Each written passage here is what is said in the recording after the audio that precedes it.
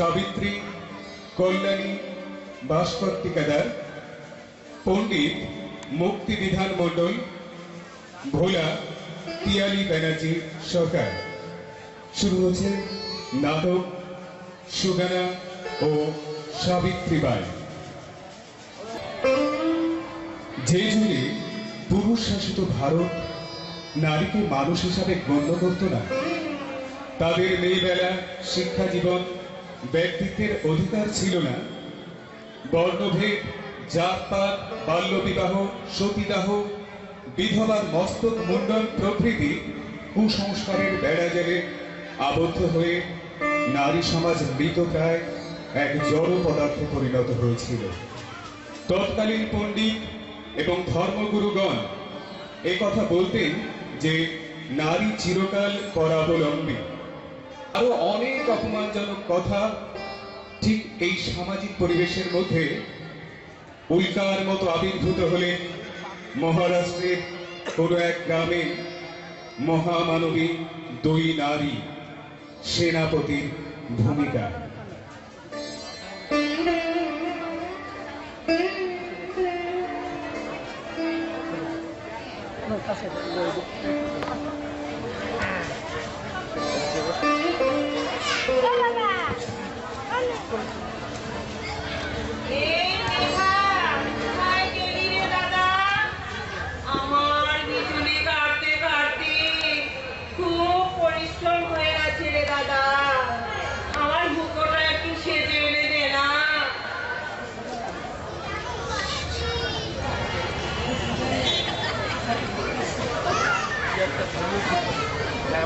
এই নাও তোমার উত্তর। খেও না, স্বাস্থ্যের পক্ষে ক্ষতিকারক।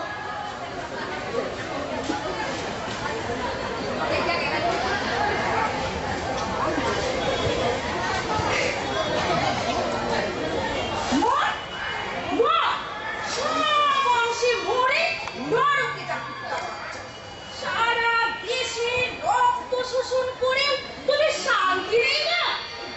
এই ভর দুপুরে কাজে গান বন্ধ করছিস রে সুগানা? করছি তোমার দোকানের ওই কর্মচারী বাম নাকি ওটাকে মাদের সামনে পেরে মেরে তো আত্মা পেটা করে দাঁড়াবো। ওটা আবার তোর কি ক্ষতি করলো? সে বোধগম্য কি তোমার আছে? নেই বলছিস? তুমি বলো তো, তোমার এই সংসারের জন্য আমি কি কিছুই করিনি? করিসনি মানে? আজ তোর জন্যই তো আমার এই সংসারটা দাঁড়িয়েছে। তোর মেয়ের মাসি যখন মারা যায়, জ্যোতিবার বয়স তখন মাত্র 9 মাস।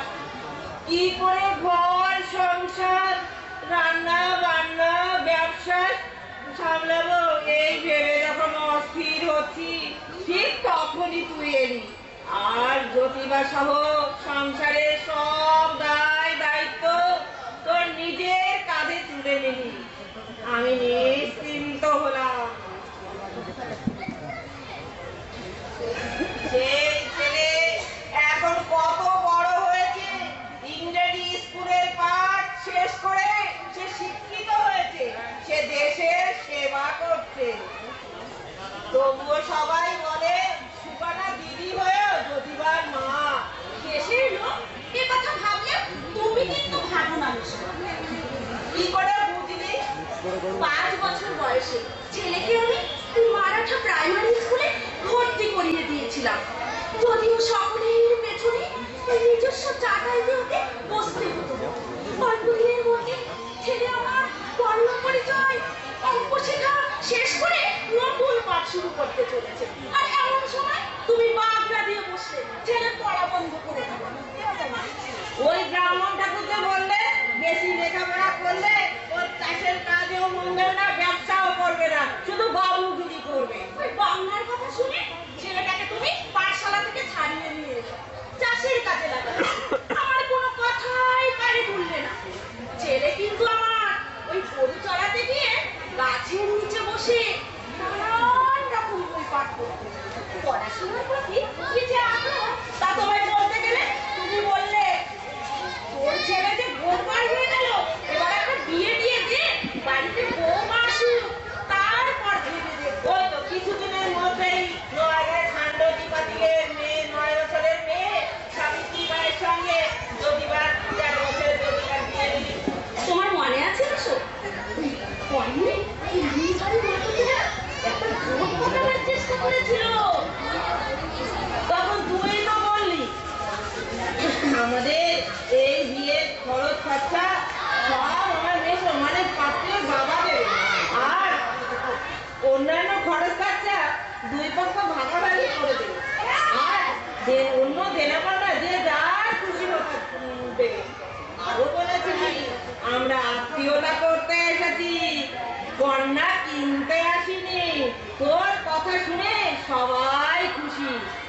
তারপর এক শুভ লগ্নে ধুমধামের সঙ্গে জ্যোতিবা আর সাবিত্রী ম্যামের বিবাহ সুসম্পন্ন হলো। কতটুকু মেয়ে তার কাজ কর্ম সেবা যত্নে আমার মনটা একেবারে মরে গেল রে সুগানা, একেবারে মরে গেল। চাষাবাস শেষে আমার পাশে বসে জ্যোতিবা আমাকে আর সাবিত্রীকে ভাষা গণিত শেখাতে লাগলো। তারপর কতদিন আমায় বলেছে, দিদি গো বাবাকে বলে আবার আমাকে স্কুলে ভর্তি করিয়ে দাও না। আমি তোর কথা রেখেছি। ওই 14 বছর বয়সে একমাত্র তোর অনুরোধে জ্যোতিবাকে আমি ইংরেজি স্কুলে ভর্তি করে দিয়েছি। তোকে আর সুগানাকে সাবিত্রীকে আমি মিছিলে নর্মাল স্কুলে 3rd ক্লাস পাশে সার্টিফিকেট পাওয়ার ব্যবস্থা করে দিয়েছি। সার্টিফিকেটের দৌলতে 1848 খ্রিস্টাব্দে পুনেতে দিদিজির বাড়িতে মাত্র 21 বছর বয়সে জ্যোতিবাজি বালিকা বিদ্যালয় স্থাপন করেছিল। তাতে আমি আর সাবিত্রী ভাই শিক্ষিকার দায়িত্ব নিলাম। কারণ পুরুষ মাস্টারের কাছে ছাত্রীদের পড়তে যাওয়ার কথা সে সময় কেউ ভাবতেই পারত না। প্রত্যেকের বাড়ি বাড়ি গিয়ে আমি আর সাবিত্রী ছাত্রীদের নিয়ে আসতাম, আবার দিয়ে আসতাম। নতুন নতুন গার্জেনদের কাছে গিয়ে বোঝাতাম নারীদের শিক্ষা লাভ একান্ত প্রয়োজন, আর শিক্ষিত মা না হলে সন্তান কখনো শিক্ষিত হতে পারে না, আর সে সংসার কখনো সুখেরও হয় না। আরে সেদিন রাস্তায় মিছিলের সঙ্গে দেখা হতেই আমাকে বললেন যে এরাই তো দুজনে ভারতের প্রথম নারী শিক্ষিকা। শুনে গর্বে আমার বুকটা একেবারে ভরে উঠেছিল রে সুগানা। তুমি ভাবতে পারো মিশু, তোমার ছেলে নারী জাতির দুঃখ দুর্দশা লাঘবের জন্য রাষ্ট্রপেটে ও বাতালপেট গ্রামে আরো 2টো বালিকা বিদ্যালয় স্থাপন করেছিল। এই 3টিতে স্কুল তোরা দুজনে চালাবি কি করে রে সুগানা? কেন বিষ্ণুপাড়ে থাকতে বামুনরাও খরাট করাছেন। তাছাড়াও ওই নর্মাল স্কুলে প্রথম ছাত্রী ছিলেন ফাতিমা শেখ। তিনিও ভারতের প্রথম মুসলিম মহিলা শিক্ষিকা হিসাবে আমাদের স্কুলে যোগ দিয়েছিলেন। তোরা 3 জনা মিলে নারী মুক্তির আন্দোলনে ঝাঁপিয়ে পড়েছিস, আর ওইদিকে ওই ব্রাহ্মণ সমাজপতিরা আমার আদ্য প্রান্ত শ্রাদ্ধ করছে। আমি তোদের এই গহীন কাজে বাধা দিচ্ছি না কেন? কি বলছেন ওই বাংলা সমাজপতিরা? বলেছেন হিন্দু শাস্ত্রে নাকি লেখা আছে নারীকে শিক্ষা দিলে নরকে যায়, পরিবারের সুখ শান্তি সব নষ্ট হয়, আর নারীদের অকাল বৈধব্য অবধারিত, এমনকি 42 রকম পাপ হয়। ওইটার বাংলা বললেন, আর তুমি জ্যোতিবাকে বাড়ি থেকে বার করে দিলে। আমার কোনো এছাড়া কথাই আমার যে আর কোনো উপায় ছিল না রে সুগানা, কোনো উপায় ছিল না।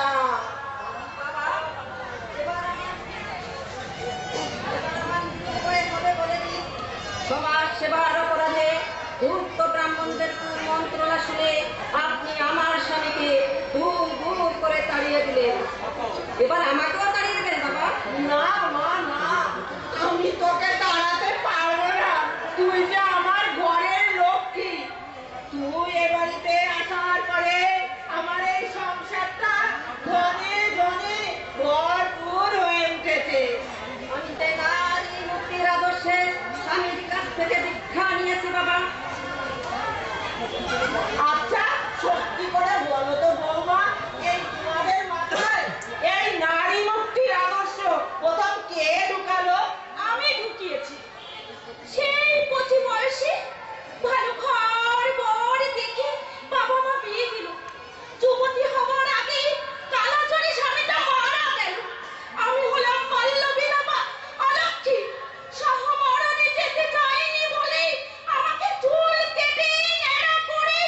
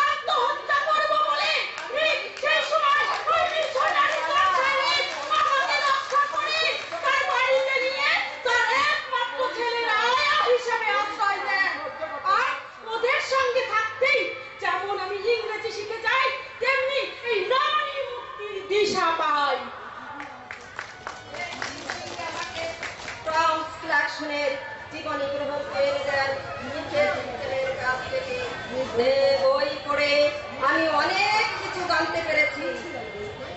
কি ছিল ওই বইতে বৌমা? আমেরিকার সাদা চামড়ার লোকেরা আফ্রিকার নিগ্রো তথা কালো চামড়ার মানুষগুলোকে চিরদার এবং জানোয়ারের সামিল ভেবে অমানসিক অত্যাচার করত। টমাস ক্লার্কসনই প্রথম এই অন্যায়ের বিরুদ্ধে গর্জে ওঠেন এবং কঠিন আন্দোলনের মাধ্যমে নিগ্রোদের সপক্ষে আইন পাস করেন। আমি জ্যোতিবাদী শিবাজি, জর্জ ওয়াশিংটন, মার্টিন লুথারের জীবনী গ্রন্থ এনে দিয়েছি পড়বার জন্যে।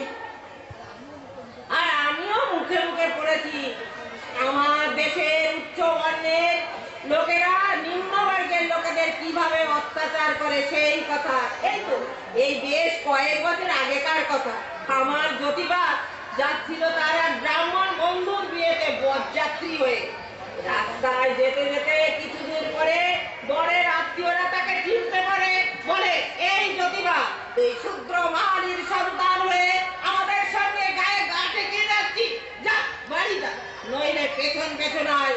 সেদিন সেই অপমানের জ্বালা জ্যোতিবা সইতে না পেরে আমাকে এসে বললে সে সব কথা।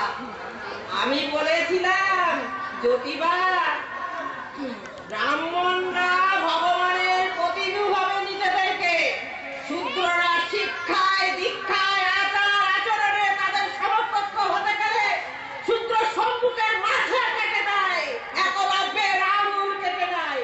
জ্যোতিবা, তোর ভাগ্য ভালো, বরের আত্মীয় তাকে মারধর করেনি। কিছুদিন আগেও জানিস তো সুগানা, কোমরে বাঁধা থাকতো দড়ি দিয়ে ঝাঁটা, রাস্তায় চলা গলায় ঝোলানো থাকতো থুতু ফেলার ঘট, রাস্তায় চলার পথে ঝাঁটা দিয়ে পরিষ্কার করতে হতো। এমনকি প্রকাশ্য দিবালোকে কোনো অস্পৃশ্যরা রাস্তায় চলাফেরা করতে পারতো না। আছে ব্রাহ্মণদের গা শরীরে ওদের ছায়া পড়ে। এসো বাবা, এমন বুঝদার হওয়া সত্ত্বেও তুমি ওই বাবুদের কুমন্ত্রণায়। আমি নিরুপায় সুগনা, তুই তো জানিস ওই আমাদের মহল্লায় সবই ওদের আধিপত্য। থানা, কোর্ট, কাছারি, মাতব্বরি সব ওদের হাতে। যেহেতু ওরা সেখানে চাকরি করে, আমি যদি ওদের কিছু বলতে যাই, ওরা আমার ধোপা নাপিত সব বন্ধ করে দিয়ে আমাকে এক ঘরে করে দেবে।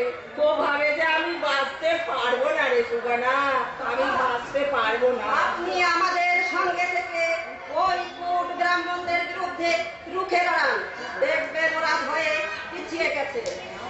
না বৌমা, তুমি যতটা সহজে ওই কথা বলছো, অতটা সহজে ওই ব্রাহ্মণ সমাজবাদী ধ্বংস হবে না। সহজে যে হবে না সে কথা জ্যোতিবার মতো আমরাও জানি। আমার মনে জন সাহেব বলতেন, অসফলতা হচ্ছে সফলতার প্রথম সিঁড়ি, তাই কাজ থেকে বিরত থাকা অন্যায়। শিক্ষা ও অর্থাভাব হলো মূল নিবাসীদের দুর্গতির মূল কারণ। সঠিক শিক্ষা পেলে অর্থাভাব দূরীভূত হয়।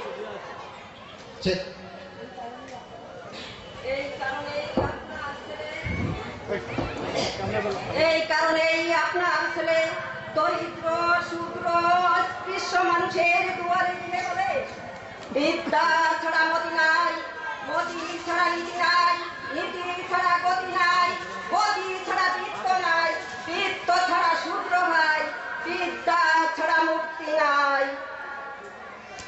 এসব জেনেও আমি অপরগ বৌমা, আমি নিরুপায়।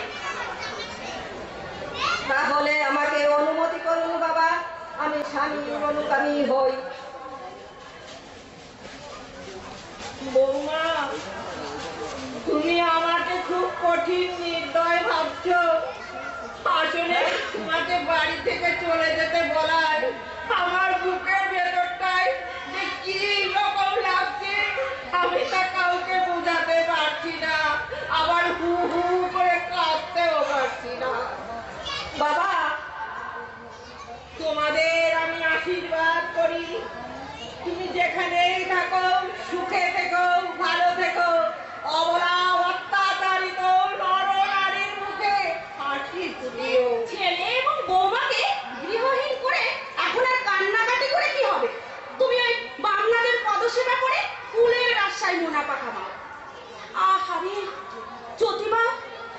থেকে চলে যাওয়ার সময় আমাকে প্রণাম করে বললে, দিদি গো, যার গর্ভে আমি জন্মেছি তাকে আমি বুঝতে শিখে কখনো দেখিনি, তার চেহারাও আমার মনে পড়ে না, অথচ তোমার স্নেহ মমতায় লালিত পালিত হয়ে আমি আসল মায়ের অভাবকে ভুলে গেছি। তোমাকেই মা বলে জেনেছি, তুমি আমার শক্তি দাত্রী, পথ প্রদর্শক, আর সেই তার কাছে আমি আর থাকতে পারবো না। দিদি, আমাকে তুমি কোলে পিঠে করে লেখাপড়া শিখে নারীর দুঃখ ঘোচানোর মন্ত্র দিয়েছো, আশীর্বাদ করো আমি যেন তোমার স্বপ্নকে বাস্তবায়িত করতে পারি। পারবি সাবিত্রী, পারবি। পুরাকালে এক সাবিত্রী তার মৃত স্বামীকে দেবতাদের সঙ্গে লড়াই করে বাঁচিয়ে এনেছিল। তুইও তোর স্বামীর উপযুক্ত সহধর্মিণী হিসাবে নারী মুক্তির প্রথম পথ প্রদর্শক। আমি দিব্য চোখে দেখতে পাচ্ছি অদূর ভবিষ্যতে শূদ্র মানুষেরা সাবিত্রী মায়ের কুলের জয়ধ্বনি করছে। কি বলছো? তোমরা জয়ধ্বনি এগিয়ে দাও, শেষবারের মতো একটা প্রণাম করে যায়। তুই আবার কোথায় যাবি রে সুগানা? পুনের মুচি মেটর বস্তিতে সাবিত্রী বাই একটা স্কুল খুলেছে, সেখানে ছাত্রছাত্রীদের একসঙ্গে পড়াশোনা করবে। সেই স্কুলে পড়ানোর দায়িত্ব দিয়েছে আমাকে, সেখানেই থাকবো। আশেপাশের ছাত্রছাত্রীদের জোগাড় করব, আর রাতের বেলায় বয়স্ক বহু মানবদের লেখাপড়া শেখাবো। তারপর একদিন সকল শিক্ষিত নারী পুরুষে মিলে ওই মনুসংহিতার সংবিধানটা পুড়িয়ে ফেলবো। চলো বৌমা, আসি এসো। তোরা চলে যাবি সুগানা? মা, তোরা সবাই আমাকে ফেলে চলে গেলি, আমি কি করব? আমিও সেই শুভ দিনে ওই কুচক্রী ব্রাহ্মণদের অগ্রাহ্য করে আমিও তোদের সঙ্গে সামিল হব। কথা দিলাম, কথা দিলাম। দাঁড়ান প্রথম দিন, এবার আরো ফটো দিন। বউদের কিন্তু একদম মানে মেজাল হতো। ও সংকট, ও সংকট, এত চেষ্টা করে ওদের কোনো ক্ষতি করতে পারলাম না। আজকে ওই দুটো দুষ্টির ষষ্ঠী পুজো করেই মারবো। দণ্ড বলো ভণ্ড, ধুরি ভট্ট পণ্ডিত।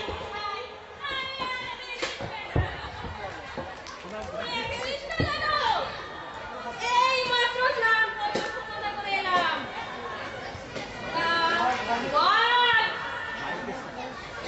কামত্রয়ী সাবিত্রী আর সত্যবান সত্যিকারের খবর সকল কি?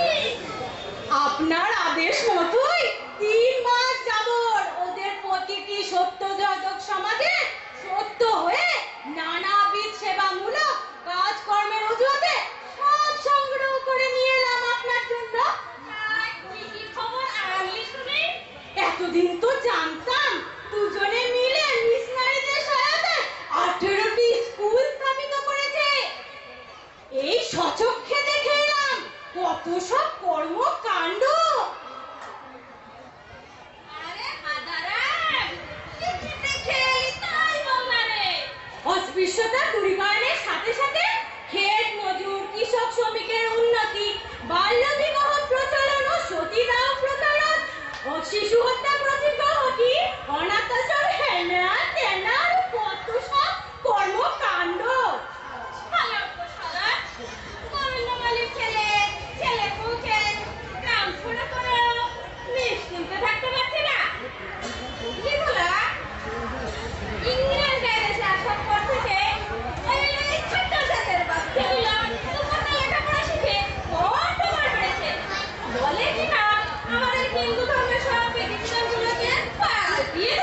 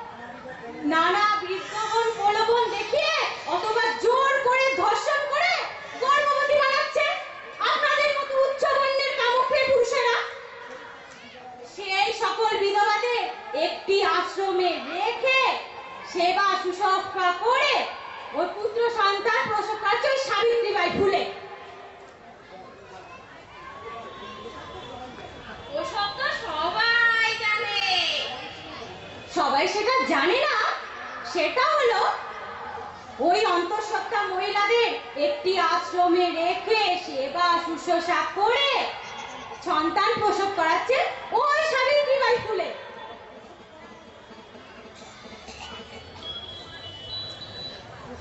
প্রসব করানোর পরে পুরোটা মা সন্তানদের দেখভাল কি সাবিত্রীবাই করছে? অবশ্যই করছে।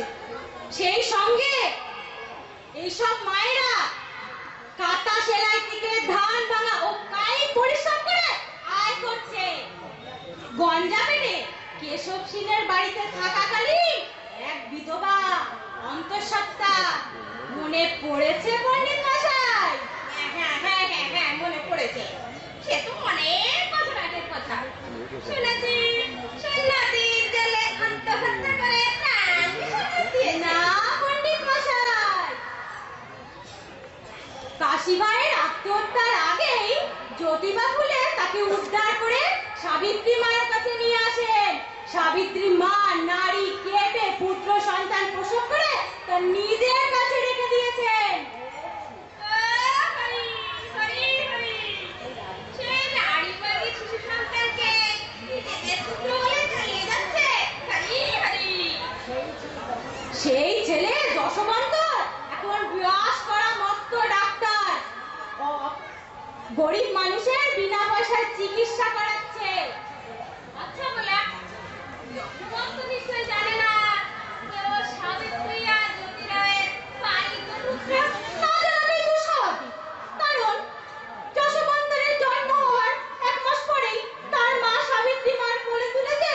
কোথায় যে নিরুদ্দেশ হয়ে গেল কেউ জানে না। বাপ শঙ্কর, জয় মা ভৈরব কালী, মনিকাঞ্চনে মাতাজি কালী। কি ব্যাপার পণ্ডিত মশাই, হঠাৎ এত উৎফুল্ল? জানতে পারবি, সময় মতো সব জানতে পারবি। জ্যোতিরামের বাবা মারা গেলে ওরা ব্রাহ্মণ নাপিতদের শ্রদ্ধানুষ্ঠান করায়নি। এমনকি ব্রাহ্মণদের ভোজন দক্ষিণা না করিয়ে গ্রামের ছোট জাতের বাচ্চাদের খাইয়েছে। নরকে যাবি চোরের বাচ্চারা, নরকে যাবি। এতেই অভিশাপ দিচ্ছেন? তাহলে আরো শুনুন। এই কিছুক্ষণ আগে সাবিত্রী মায়ের এক বন্ধুর বিয়ে দিচ্ছে, তার নিজের লেখা জ্যোতি রায়ের নিজের লেখা মন্ত্রপাঠ করে। মিষ্টি বলা স্বয়ং ভগবান ব্রহ্মার লেখা শহীদ দক্ষিণের মন্ত্রকে অস্বীকার করে নিজের লেখা মারাঠি ভাষার মন্ত্রপাঠ করে দিয়ে দেবে। গেল ছোট জাতের অত্যাচারে এই ভারত ভূমি রসার তলে যেতে আর বাকি রইল না। ভারত ভূমির রসাতলে কোনোদিনই যাবে না। তবে জ্যোতি রায়ের মতো সাবিত্রীও কয়েকটা বই লিখেছে আপনাদের, মানে আপনাদের কুচক্রী ব্রাহ্মণদের রসাতলে পাঠানোর কথা। না, না, আর সহ্য করতে পারছি না। এবার একটা হেস্তনেস্ত করে ফেলবই। কি আর করবেন, কতবারই না কত কি চেষ্টা করলেন। আসলে আপনাদের মন্ত্র শাস্ত্রে আর কোনো শক্তি নেই, আছে শুধু মুখে মুখে তরকারি। বলা, কথাটা কি তুই আমাকে বললি? কিন্তু এই কথা বলার সাহস কি আমার আছে? আমি হলাম আপনার আজ্ঞাবহ দাসানুদাস। হারামজাদা মহারাজ গো, তাহলে ও কথা বললি কেন? এই কথা তো আমার নয়, ওই সাবিত্রী মায়ের ভুলে। আজকে বিকালে শতাধিক বিধবাদের নিয়ে পাশের গ্রামে মিটিং করতে আসছে সাবিত্রী মা। যাবেন নাকি দেখতে? অবশ্যই যাবো, অবশ্যই যাবো। আজকেই ওই পাড়াঢলানি লোকসেপানি সাবিত্রী মায়ের সঙ্গে শেষ বোঝা পড়া করে থাকবো। চল, তুই আমার সঙ্গে লাঠি নিয়ে হাজির থাকবি। দেখবো লাঠির এক ঘায়ে সাবিত্রী মায়ের লাশ ফেলতে পারিস কিনা। যদি পারিস তাহলে কথা দিচ্ছি, তোর বন্ধকি জমি জমা, বাড়ি ঘর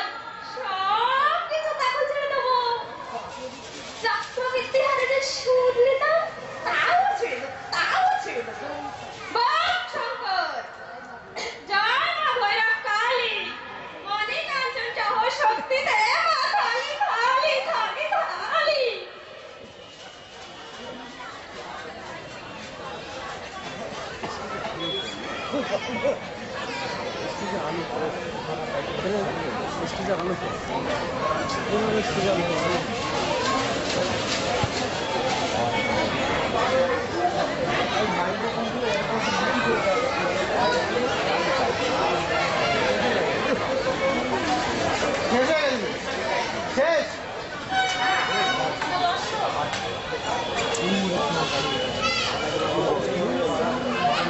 আপনারা কথা বলবেন না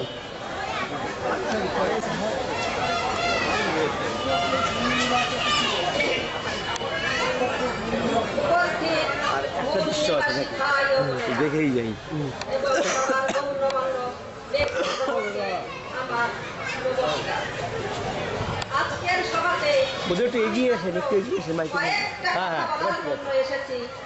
আপনারা এতদিনে জেনে গেছেন ভারতে যুগ যুগ ধরে ভগবানের ভয় দেখিয়ে শাস্ত্রের দোহাই দিয়ে ব্রাহ্মণরা নারী এবং শূদ্রদের উপর অত্যাচার শোষণ চালিয়ে যাচ্ছে।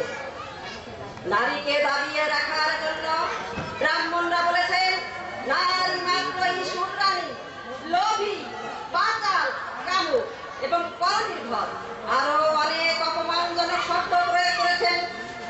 এমনকি নিজের গর্ভধারিণী মাকেও ছাড় দেয়নি। একজন ব্রাহ্মণ পুরোহিত শূদ্র সমাজকে নানাবিধ কুসংস্কার, ধর্মের আবরণ, পূজা পার্বণের মাধ্যমে শোষণ করে বেঁচে আছে। বিনা পুঁজিতে এমন ব্যবসা আবিষ্কারের কৃতিত্বের জন্য ওনাদের ধন্যবাদ জানাই। আরো আছে, আপনারা জানেন ওদের পাঠশালায় কৃষক, কষ্টজীবী ও নিম্নবর্ণের ছেলেমেয়েদের পড়বার সুযোগ দেয়নি। কারণ লেখাপড়া শিখলেই যে ধর্মের মার্ক্যাস ধরা পড়ে যাবে। একমাত্র বৌদ্ধ যুগে অবহেলিত বঞ্চিত মানুষদের লেখাপড়া নিম্নবর্ণের ছেলেমেয়েরা লেখাপড়ার সুযোগ পেয়ে মুক্তি পেয়েছিল।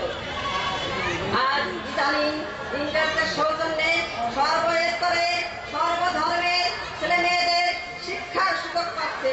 তাদের আর্থিক সহযোগিতায় আমরা সেবা প্রকল্প চালাতে পারছি। তাই আমার স্বামী তাত্তিকা সাহেব বলেন বিদ্যা শিক্ষার অভাবে বুদ্ধি হ্রাস প্রাপ্ত হয়, বুদ্ধির অভাবে নৈতিকতা ক্ষয় হয়, নীতির অভাবে উন্নতি থেমে যায়, উন্নতির অভাবে ধন মুক্ত হয়, অর্থের অভাবে শূদ্র ধ্বংস হয়। আমরা যে বিশেষ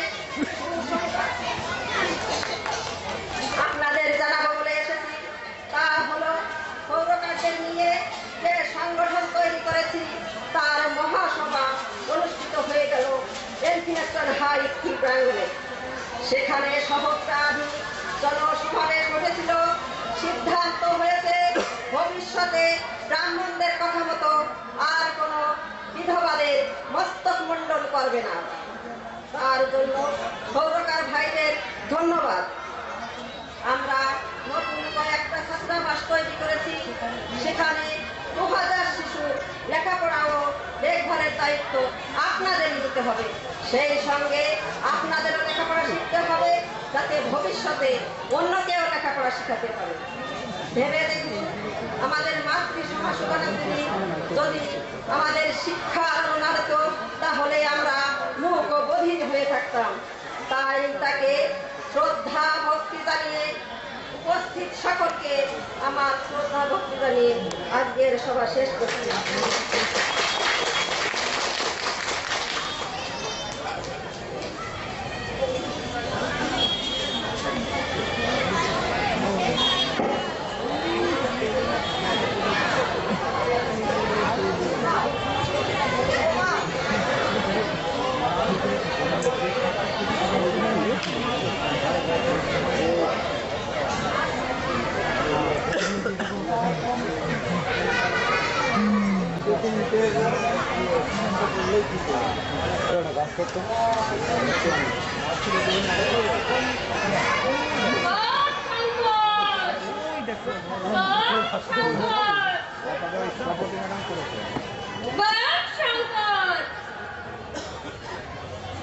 লক্ষ্যে পানো ভাষণ শেষ।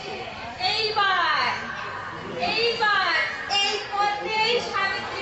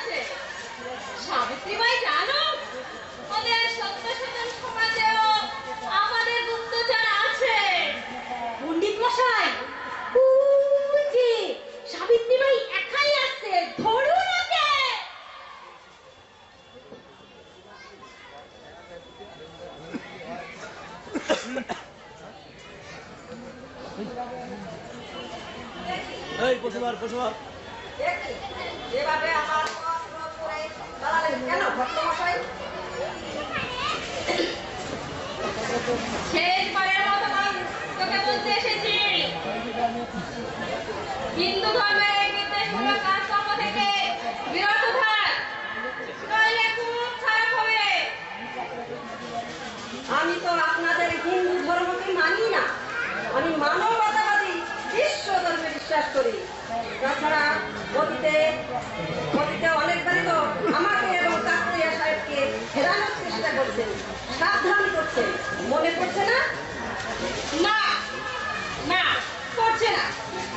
সে কি একাধিকবার মুখে সাবধান করা সত্ত্বেও যখন কোনো লাভ হয়নি, তখন এক রাতে দুজন ডাক সাইডে খুলে গিয়ে মোটা অর্থের প্রলোভন দেখিয়ে আমার স্বামী কাকিয়া সাহেবকে খুন করতে পাঠিয়েছিল। সেই দন্ডির অপরাধী আপনাদের কুকীর্তির কথা জানতে পেরে এখন কাকিয়া সাহেবের দেহরক্ষীর কাজ করছে। ওই ছোট্ট লোকের কথা শোনা, আমার টাকা খেয়ে বেইমানি করেছে। করবেই তো। আপনারা মাথার মানুষদের অস্তিত্ব মনে করেন, ওদের ছোঁয়া লাগলে, ওদের ছায়া মারলে আপনার জাত অপবিত্র হয়ে যায়। সেদিকে আপনাদের কোনো খেয়াল নাই এবং আপনার সঙ্গে ওরা দলে দলে খ্রিস্টান হয়ে যাচ্ছে, সেদিকে কিন্তু আপনাদের কোনো খেয়াল নেই এবং আপনার সঙ্গে ওই ছোট ব্যান্ডের লোকগুলোকে তোরাই খেপাচ্ছিস আমাদের বিরুদ্ধে বক্তৃতা করে। এখনই বন্ধ কর, নইলে হইলে কি করবে? হইলে 20 বছর আগের মতো আবার গুন্ডা পাঠাবে? আমার ইজ্জত মুদ্রা সুরক্ষার জন্য এই মাইকের সামনে আসো। এই সাহস আর আপনার খুনি গুন্ডারা পাবে না, কারণ সেদিন আমার বাঁ হাতের এক থাপ্পড়ে তার মুন্ডু ঘুরিয়ে দিয়েছিলাম। আর আজকে দশমন্তর সঙ্গে আপনার শতাধিক ছেলে মেয়েরা ঝাঁপিয়ে পড়বে আপনার বিরুদ্ধে, যারা অনাথ আশ্রমে বড় হয়েছে এবং লেখাপড়া শিখেছে। ওকে যশোবন্তের সঙ্গে দেখা করে ওকে আমি জানিয়ে যাব তুমি ওর আসল বালক, আমি তামাক। আসলে ও যারও সন্তান। ওসব কথা দশমন্ত জানে এবং এও জানে আপনারই এক ব্রাহ্মণ বন্ধু কুকর্মে ফলের জন্য। কাজেই বুঝতে পারছেন কি প্রচন্ড ঘৃণা আপনার প্রতিও। তাহলে তোরা লোক ঠেকানো বন্ধ করবি না? না, করবো না। তবে তবে এই কোমর মাঠ সারা শরীরে ভক্তমশাই, আমি এই অঞ্চলের অশিক্ষিত মানুষে শিক্ষাদানের ব্রত গ্রহণ করেছি, অনাথ মা বোনদের সেবা প্রকল্প চালাচ্ছি। তারই ফলস্বরূপ আমাকে উৎসাহিত করার জন্য হিন্দুদের পবিত্র কবর আমার শরীরের মধ্যে পক্ষান্তরে আমাকে আশীর্বাদ করছে। সেজন্য আপনাকে ধন্যবাদ। এই মহৎ কাজের জন্য ঈশ্বর আপনাকে দীর্ঘায়ু করুন। কি আমাদের ব্যঙ্গ করছিস? এই কয়টা ছুঁয়ে তোকে আমি অভিশাপ দিচ্ছি। কার কষ্ট হোক, হাতের বাবা হোক, কালাগর হোক, পেট মনে হয়। ঠাকুর ঠাকুর করতে মশাই, এক্ষুনি আগের মাথায় বলে দিলে তোকে আমি ভস্য করে দেবো।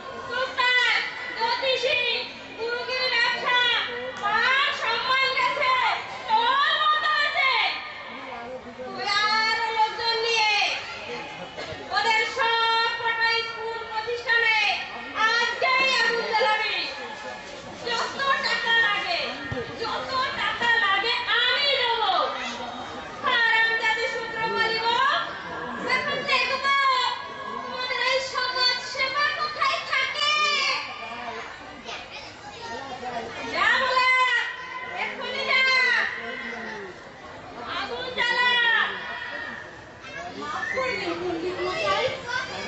কারণ জ্যোতিরাও ফুলে পুনাতে প্রথম যে বাড়িতে বালিকা বিদ্যালয় স্থাপিত হয়েছে তার মালিক খাঁটি ব্রাহ্মণ তাঁতিয়াজি ভিটে। শিশুরোগ প্রতিরোধ গৃহটি যে বাড়িতে নির্মিত হয়েছে তার মালিক ওসমান শেখ। তাদের মতো পরম উপকারী দয়ালু মানুষদের বাড়িতে আমি আগুন লাগাতে পারবো না। তাছাড়া আপনি হয়তো জানেন না ওই সকল স্কুলে ব্রাহ্মণ ক্ষত্রিয় বৈশ্যের স্বল্প শতকের ছেলেমেয়েরা শুদ্ধ ছেলেমেয়েদের সঙ্গে পড়ে। অনাথ আশ্রমে ব্রাহ্মণ বাড়ির বিধবাদের সংখ্যাই বেশি যাদের আপনারা এই কুলোটা বানিয়েছে। বানিয়েছে বেশ করেছে। তুই যা আগুন জ্বালা, তোর বাড়ি ঘর সব আমি ফিরিয়ে দেবো, সুদ মকুব করে দেবো। পণ্ডিত মশাই, আমি তোকে আমি 10 একর জমি দান করে দেবো। এই নে, যা খোলা, যা পেশলাই, যা আগুন জ্বালা, তোর কোনো দুঃখ কষ্ট থাকবে না। সাবিত্রী মায়ের স্কুলে দেওয়া ছেলে মেয়ে বউ করে পণ্ডিত মশাই, আমি কি করে ওদের পুড়িয়ে মারবো? আমি তো আপনার মতো নির্দয় দাসত্ব নই। আমি যে অতি সাধারণ একজন অমূল নিবাসী কষ্টজীবী মানুষ।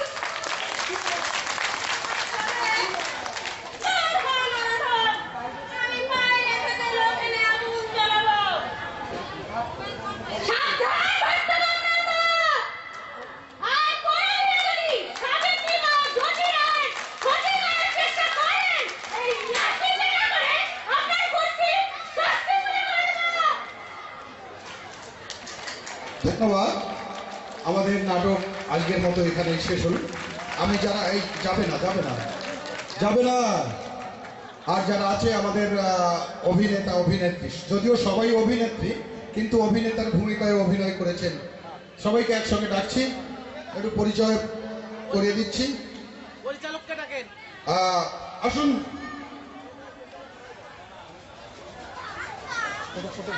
আরেকটু আজকে যে নাটকটা আপনারা এত সময় ধরে শুনলেন আমাদের সঙ্গে, তার জন্য প্রথমেই ধন্যবাদ জানাই সমস্ত দর্শক শ্রোতা মণ্ডলীকে। একটু আগে নাট্যকার রাজু দাসকে ডাকেন। আমি ভুলে গেছিলাম, আমাদের মধ্যে এই নাটক যিনি লিখেছেন সেই নাট্যকার আমাদের মধ্যে উপস্থিত আছেন। আমি সেই রাজু দাস মহাশয়কে মঞ্চে আসার জন্য অনুরোধ করছি। সবাইকে অসংখ্য ধন্যবাদ আমাদের সঙ্গে সময় দেওয়ার জন্য। মঞ্চে আসছেন রাজু দাস। আজকে আপনারা যে নাটককে অভিনীত হতে এখানে দেখলেন সেই নাটকটা লিখেছেন আমাদের রাজু দাস। আর আমরা আজকে যারা অভিনয় করেছে চেতনা নাট্যগোষ্ঠী অর্থাৎ বঙ্গীয় হরিগুরুচাঁদ আম্বেদকর চেতনা মঞ্চের নাট্য বিভাগে মহিলা বিভাগ এবছরই করা হয়েছে। এতদিন আমরা পুরুষ বিভাগ থেকে শুধু স্ত্রী বর্জিত চরিত্রে কতগুলো নাটক আমরা তৈরি করেছি, সেগুলো করতাম। তাই এবছরই আমরা প্রথম একদম সম্পূর্ণ মহিলাদের দিয়ে এই নাটকটি আমরা আজকে অভিনীত করলাম। আমরা এখানে সবার আগে বলি, এই যে গোবিন্দের ভূমিকায় যাদের আপনি দেখেছেন, আপনারা যাকে, ইনি হচ্ছেন আমাদের সর্বজন শ্রদ্ধেয় কাকিমা, এই আমাদেরই এলাকা, আমাদেরই বগুড়ার মাননীয়া কনক বিশ্বাস মহাশয়। তারপর পরিচয় করিয়ে দিচ্ছি আজকে আমাদের এই নাটকের যে নায়িকা সাবিত্রী বাই ফুলের চরিত্রে অভিনয় করেছে কল্যাণী ঠিকাদার, আমাদের এই বগুড়ার সকলের অনেকের পরিচিত। তারপরে বিশেষ ভূমিকায় অভিনয় করেছে সুগানার চরিত্রে তপতি বিশ্বাস। সবচাইতে যে চরিত্রটি আমাদের কাছে নজর কেড়েছে কমেডিয়ান এবং হিংসার মাধ্যমে, সেই ব্রাহ্মণের চরিত্রে অভিনয় করেছে মুক্তি মণ্ডল। এবং দ্বৈত ভূমিকায় বলতে হবে, একটি চরিত্রের মাধ্যমে দুটি ভূমিকা আমরা দেখতে পেয়েছি এখানে। প্রথমত সে এই কুচক্রী ব্রাহ্মণের সহযোগী এবং তার পরবর্তীতেই সে সাবিত্রীবাই জ্যোতিরাও ফুলের একেবারে আপনজন এবং তাদের অত্যাচারের বিরুদ্ধে রুখে দাঁড়িয়েছে। পিয়ালি ব্যানার্জি সরকার। আর আমি এতদিন ধরে এদেরকে সময় দিয়েছি, কষ্ট করেছি, আজকে আমার কষ্ট সার্থক হয়েছে। আমি তার জন্য আমি সবাইকে আমার সশ্রদ্ধ প্রণাম জানাই এবং ছোটদেরকে আমি আমার ইনার পরিচয় দেন না। ভালোবাসা জানাই। আরে ইনার আর সঙ্গে আমি হঠাৎ করে পেয়েছিলাম আমাদের এই যে দেখছেন লক্ষ্মী ভৌমিক অনুষ্ঠানের ব্যাপারে ব্যস্ত থাকায় সময় দিতে পারিনি, কিন্তু আমাদের এই মাসিমা লক্ষ্মী ভৌমিক আমাদেরকে সুন্দর করে সহযোগিতা করেছেন এবং এদেরকে অভিনয় পাঠ শিখিয়েছেন। আমরা বঙ্গীয় হরিগুরুচাঁদ আম্বেদকর চেতনা মঞ্চের পক্ষ থেকে শ্রীমতী লক্ষ্মী ভৌমিককে অসংখ্য ধন্যবাদ জ্ঞাপন করছি। ধন্যবাদ। মা বোনেরা তাদের সংখ্যা অন্যান্য মঞ্চের চেয়ে, এই ধরনের মঞ্চের চেয়ে অনেক বেশি। তাদের আমি ধন্যবাদ অভিনন্দন জানাচ্ছি এই কারণেই যে আপনাদের ভালো লেগেছে এবং হাততালি দিয়ে প্রতিটা দৃশ্যে আপনারা শিল্পীদের উৎসাহিত করেছেন। এবার আমার অনুভূতির কথা বলি। আমি এবং আপনারা আমার হরিচাঁদ গুরুচাঁদকে নিয়ে মহিলারা বহুদিন ধরে যাত্রা করছেন এবং 25, 30, 35 পর্যন্ত শিল্পী তারা যাত্রা করেছেন। কিন্তু দলিত ইতিহাসে, দলিত নাট্য ইতিহাসে এই ধরনের নাটক এবং পশ্চিমবাংলায় বিশেষ করে সাবিত্রী বাইকে নিয়ে এই ধরনের নাটক আমার মায়েরাই বলবো, নাতনিরাও আছে, নাতনিরাও আছে, নাতনিরা আছে, তারা যে ইতিহাস সৃষ্টি করলেন এই স্বীকৃতি একদিন পৌঁছে যাবে সকলের দরবারে। সবাইকে আন্তরিক অভিনন্দন। আমার খুব ভালো লেগেছে প্রত্যেকের অভিনয়। ধন্যবাদ।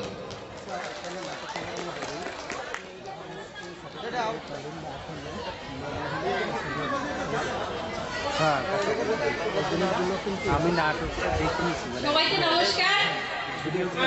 আপনারা অনেকেই শুনেছেন যে আমাদের প্রাক্তন রাষ্ট্রপতি একটা কথা বলতেন যে স্বপ্ন সেটা যেটা ঘুমিয়ে দেখা নয়, স্বপ্ন সেটা যেটা জেগে দেখা। তো আমরা এই 5 জন জেগে তো দূরস্থ, আমরা কখনো ঘুমিয়েও কিন্তু স্বপ্ন দেখিনি যে আমরা একটা নাটক করব। যাই হোক, আমরা যে আজকে এটা করতে পেরেছি এটা মানে বঙ্গীয় হরিগুরুচাঁদ আম্বেদকর চেতনা মঞ্চের কৃতিত্ব। তো আমরা যদি কিছুটা সফলতা পেয়ে থাকি তাহলে সেটা এই বঙ্গীয় হরিগুরুচাঁদ আম্বেদকর চেতনা মঞ্চেরই, বিশেষ করে বিকাশ দা আর এই দিদা না থাকলে আমরা করতে পারতাম না। আর যেটুকু আমরা অসফল বা ব্যর্থ সেটা মানে ব্যক্তিগতভাবে আমাদের 5 জনের। তো আমি সবাইকে বলবো যে আপনারা আশীর্বাদ করবেন যাতে এই ব্যর্থতাটা আমরা কাটিয়ে উঠতে পারি, ভবিষ্যতে আরো ভালো করতে পারি। সবাইকে নমস্কার।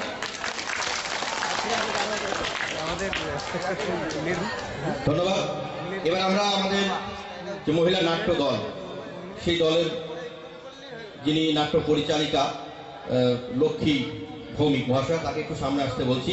নাট্য দলের পক্ষ থেকে আমরা তার হাতে আমাদের সম্মান অর্ঘ্য তুলে দেবো। আমাদের চেতনা স্মারক এবং পুষ্পার্ঘ্য তুলে দিচ্ছেন সুলেখা গোলদার মহাশয়। আপনারা একটু করতালি দিয়ে মুখরিত করবেন মুহূর্তটিকে। ওনার অসাধারণ প্রচেষ্টায় এত সুন্দর একটি নাটক আমরা এখানে মঞ্চস্থ করতে পারলাম। দুস্থ মেধাবী ছাত্রছাত্রীদের সাহায্যার্থে যে স্কলারশিপ দেওয়া হয় তার জন্য আমাদের যে অনুদান সংগ্রহ, সেই টিমের প্রথম অনুদান তুলে দিচ্ছে পিয়ালি সরকার। আমাদের বঙ্গীয় হরিগুরুচাঁদ আম্বেদকর চেতনা মঞ্চের পক্ষ মানে সভাপতি উনি গ্রহণ করলেন। সবাইকে বলছি একটু করতালি দিয়ে আপনারা অভিনন্দন জানাবেন। আসলে ক্ষুদ্র ক্ষুদ্র সাহায্য একসঙ্গে হয়েই অনেক বড় আকারে সেটা আমাদের কাছে একটা বিশাল প্রাপ্তির আকার ধারণ করে। জগদীশ চন্দ্র রায় উনি 1000 টাকা অনুদান দিচ্ছেন। আপনারা একটু করতালি দেবেন।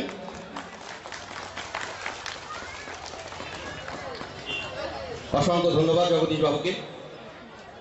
এবারে আমাদের আর এক বলিষ্ঠ সাথী, চেতনা সাথী প্রশান্ত বিশ্বাস মহাশয়, প্রশান্ত কুমার বিশ্বাস মহাশয়।